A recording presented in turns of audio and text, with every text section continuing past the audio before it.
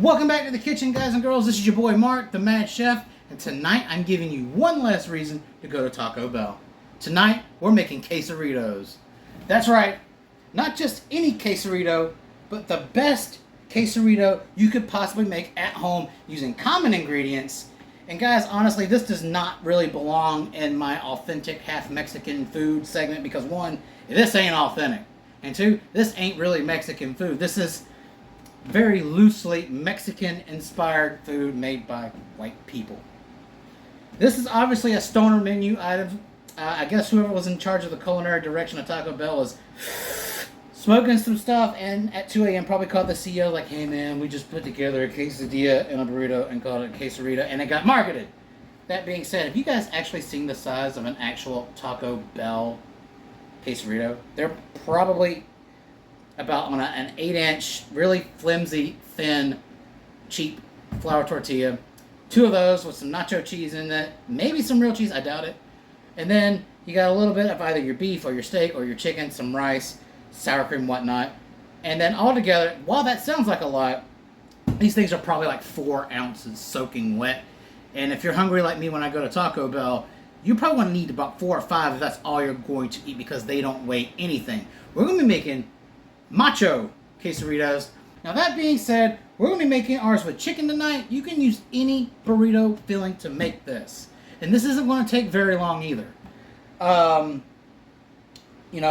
when I make these, I use my Mexican seasoned ground beef. If you guys have not checked out my recipe for Mexican seasoning, stop what you're doing now and check out my video from last year, one of my first videos where I made weeknight nachos and a homemade Mexican seasoning. This is good on everything. So if you're going to be making it with ground beef, I highly recommend you use my Mexican seasoning recipe. I use it on about everything. Or you could use carnitas, birria beef, or even carne asada, which is something I am hoping to accomplish this year and do a quesarito style carne asada taco. But that being said, we're going to be working with chicken, so let's get started. Guys, this is honestly going to fit into the weeknight gourmet type menu category because this is probably going to be all said and done within 30 to 35 minutes. That being said, I've got 2 boneless, skinless chicken breasts, and we're going to let this marinate. So we've got to create a Mexican marinade. In this container, I have a 1/4 cup of extra virgin olive oil and 1/3 cup of lemon juice. First, let me put my chicken in the bowl. We're going to go in with that.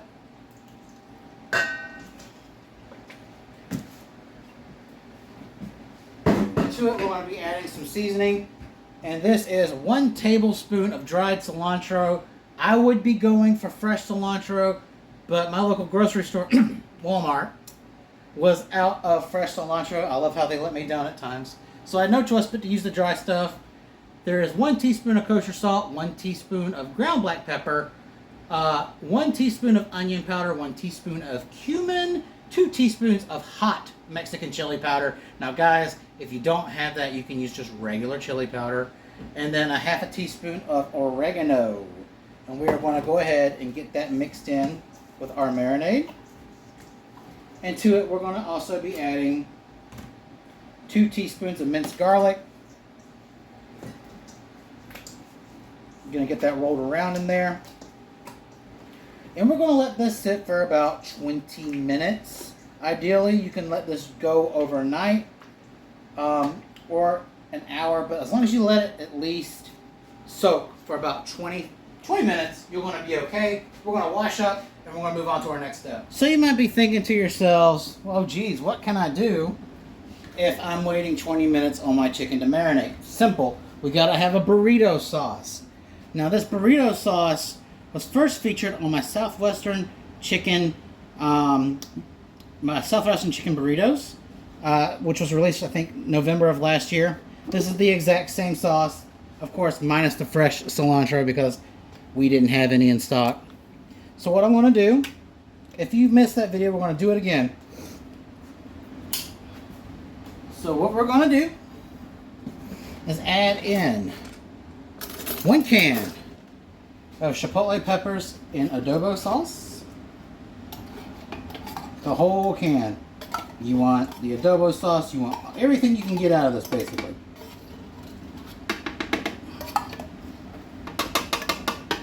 Perfect. Into this, we're going to be adding 2 tablespoons of minced garlic straight in.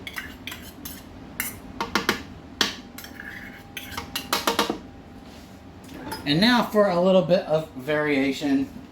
Normally this would call for maybe like a quarter or a half, honestly about a half a bunch of fresh cilantro. So we're going in with right about a half a tablespoon of dried cilantro. You don't want to do too much because once those fresh herbs are freeze-dried like this, their flavor does concentrate. So what we're going to do now is we're going to blend it all together until it's like a smooth paste. Alright, let's take a look at what we got. And that is definitely a nice paste. So now we're going to move on to our next part, our cream element. It's going to add a little bit of richness and some moisture to our chicken. And this is just 1 cup of crema, which is Mexican table cream. Guys, you could use mayonnaise, you can use sour cream, but if you're not a fan of either sour cream or mayonnaise, this is what you want.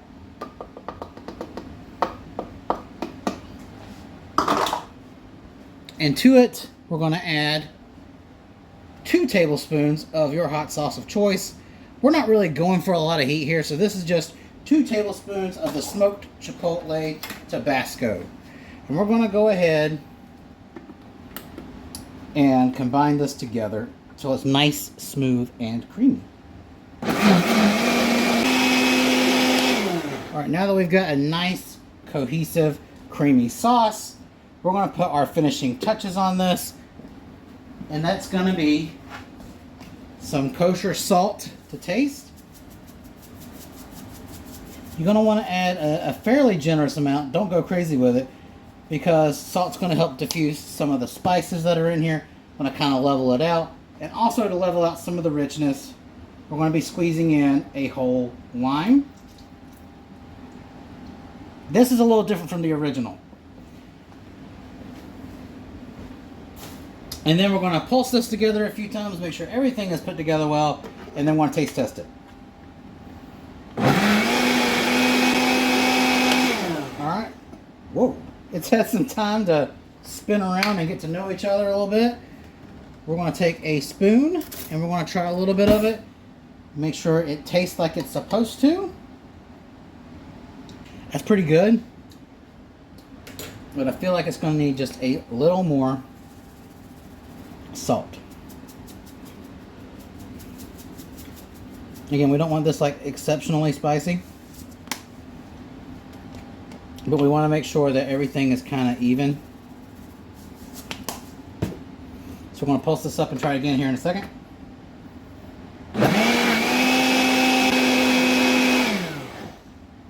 Alright, we're going to try it one last time. I'm thinking this should do it. Let's get a new spoon.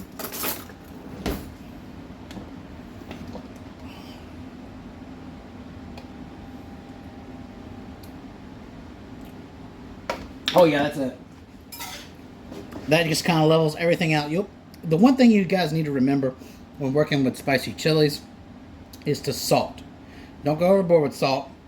But those chipotles do pack some heat, and salt kind of helps neutralize some of that excessive pungency. All right, now that being said, our sauce is done.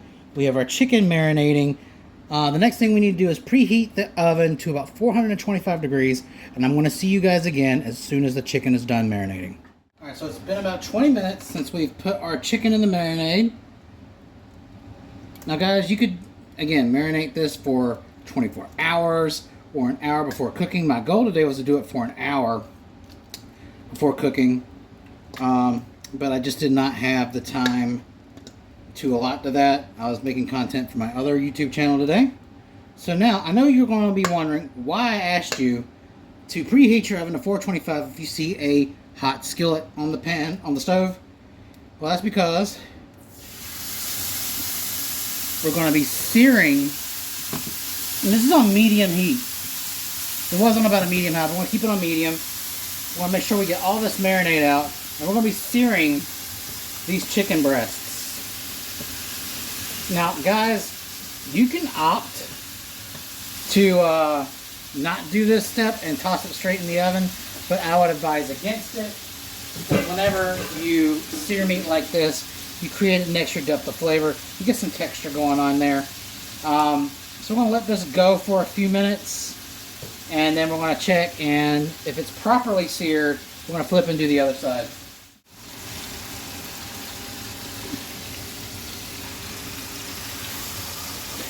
Alright, so it's been a few minutes, and this particular piece of chicken has gotten a really good sear, so I'm going to move it to the other side. I'm going to let this one catch up.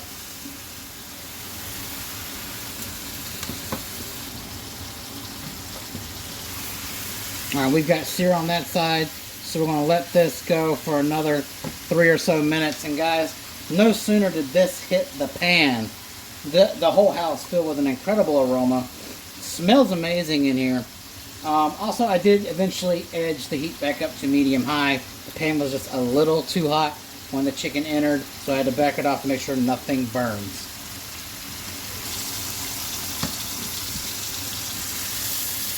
Alright, so it's been another couple minutes, about another 2-3 minutes. We got a good sear on the other side. So now what we're going to do is we're going to put it in the oven and let it cook for 15 minutes at 425. Alright, so if you skipped the searing process, then you're going to need to put it on 425 for 25 minutes. Now guys, the way I'm doing it here today is going to seal in the juices, lock in the flavor, and by finishing it in the oven, it should maintain most of its moisture. I know I said that the sauce is going to help add some moisture to it, but it shouldn't be the only thing giving your protein the moisture it needs. So now we're going to slide this pot on over to the burner over here, and we're going to be making a cilantro lime rice, a buttered cilantro lime rice.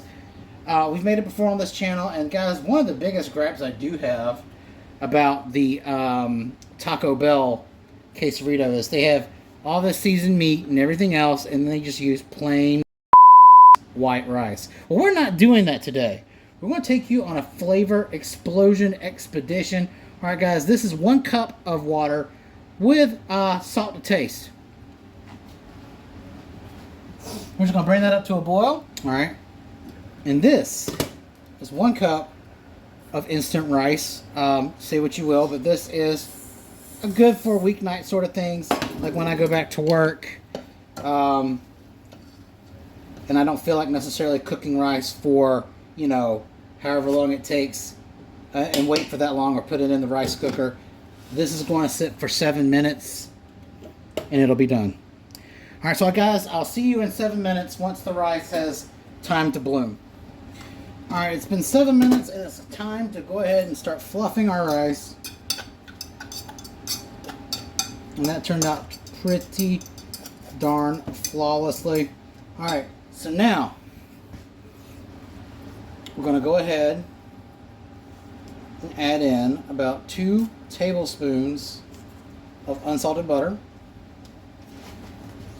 And we're just going to work that around a little bit. Let's keep this fork to the side. That's going to be our taste testing fork. Now, like I've said before in the last video, you don't really want to work this rice around too much because then it will eventually turn into mush, and that's not something we want. So we're just going to gently move this butter around until it's melted, until it's fully dissolved. Alright, and now that we've got all of our beautiful butter melted in, we're going to go to the next phase of this, and I've got a lime right here, and we're just going to zest this entire lime over our rice. Alright, now that we got our lemon, our lime, I did it again, zested, I'm going to go ahead and cut this sucker in half.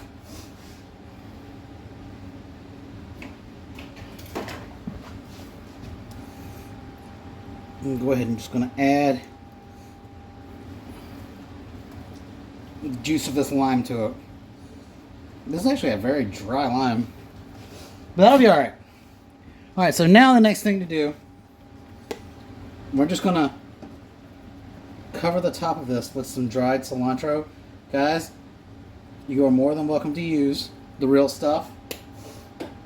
And then we're just going to wrap it all up. We'll season the taste with a little bit of salt. We're going to combine all these wonderful ingredients together. And then we're going to taste it to make sure everything is uniform and even. Again, gently pushing this rice. Any rice, even if you cook it fresh from actual raw, not parboiled rice, you've got to be careful with it after it's done cooking, but especially when you're working with parboiled, because this is already cooked and it's delicate. All right. That's good.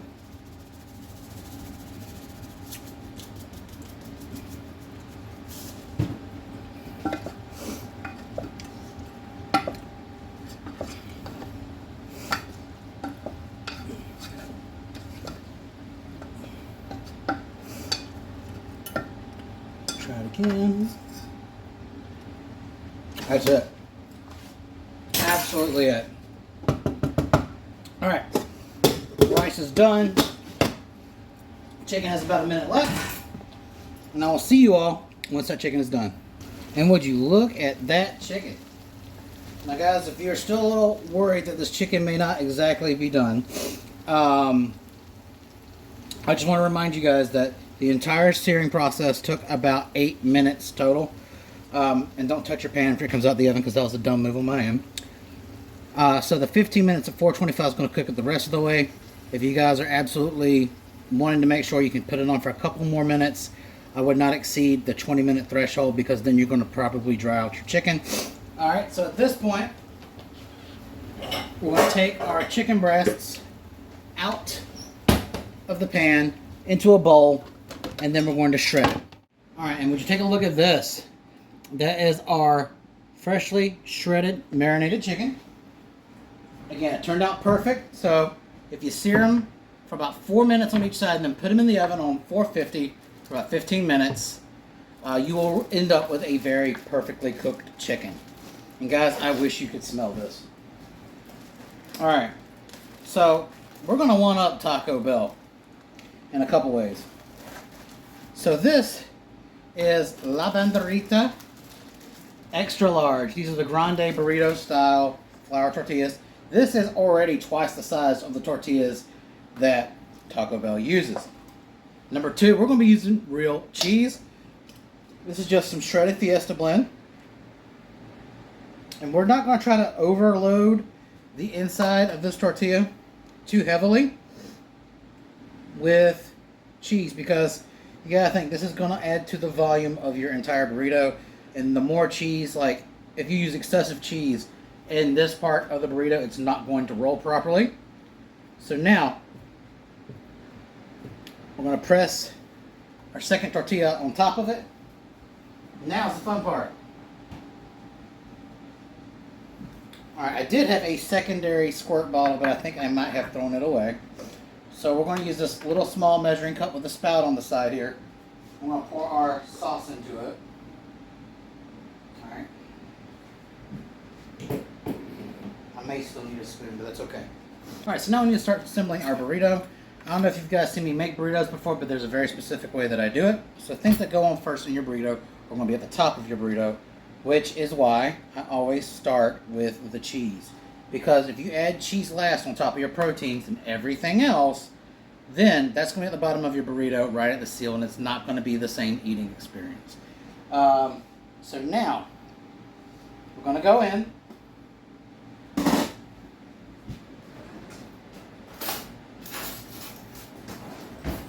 With our cilantro lime rice.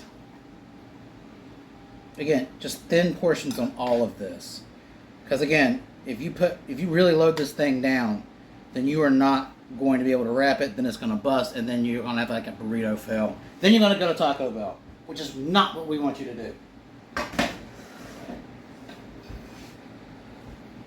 Alright, so this one's for me. I want to add a little more, just a tiny bit of cilantro. My wife is not extremely crazy about cilantro, so I won't be doing this with hers. So I'm going to take this other spoon, because this is a kind of a thick sauce. I'm going to put a very small layer on my burrito.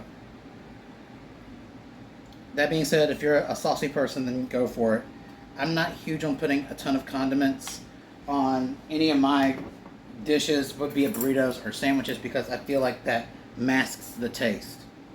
Alright, so last but not least, we're going to put on a nice portion, because I dropped my tongs, I'm using 2 forks, and I spilled it, of our marinated chicken. Alright, wonderful. Just make sure it goes down the entire length of the burrito. Okay? And now, I'm going to keep both sides of this together. Hold our breath. Once you grab your filling, you roll it back like I did. You pull it back, and then you roll it, rest it against the seam, and I have started to rip. In case you have a rip like I did, because I did not follow my own advice, get yourself a brand new tortilla. This is exactly what I told you not to do.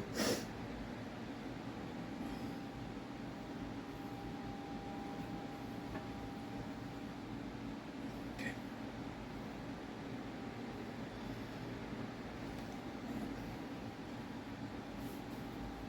Alright, so now that you got your corners folded, let's try that again.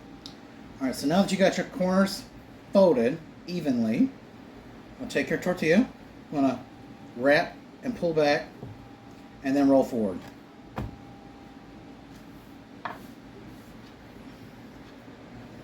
Alright, and now we're going to take it to the stove. Alright, so I kind of got this on a medium-high heat. We're going to go ahead and lay down our first burrito, and we're going to let it sit stationary for about 3 minutes. Alright. So we're going to flip. So there's a method to the madness here. You guys see that? You always toast with the seam side down. The reason for that being is it creates a seal. If you don't properly toast the seam side, then everything's going to start falling out. Alright, so we're going to continue to cook this other side for about 3-ish minutes. Alright guys, and this is the moment we've all been waiting for. This is the reveal. And while we try it out. See this? This is already like 4 times the size of the burrito that you would get from Taco Bell. Absolutely crunchy.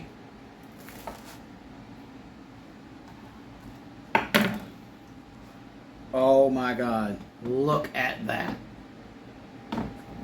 That is melted all the way through. Looks beautiful, by the way. Let's see if we can get a better close-up. Do y'all see that? That is a quesarito. Let's try it.